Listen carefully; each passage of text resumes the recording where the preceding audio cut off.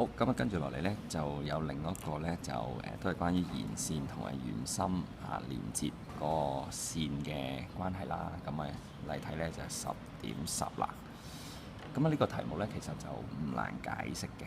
咁我哋睇到呢，最重要呢，就係題目話俾我哋聽 AB 呢條弦線同 CD 係一樣嘅長度。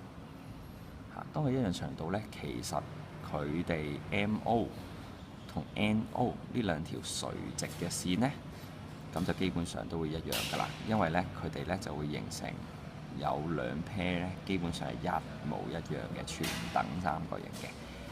咁當佢哋一樣嘅時候，其實我哋好易計啦。咁呢，題目講咗俾我哋聽呢，嗰個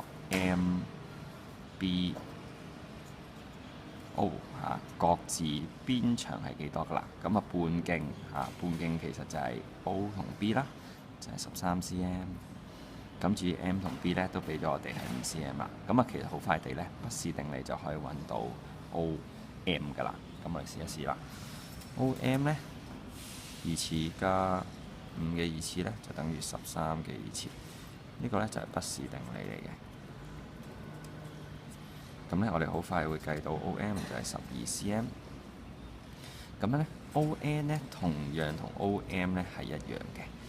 因為咧呢個咧就係等弦因為弦線一樣長啦，等弦則等弦心距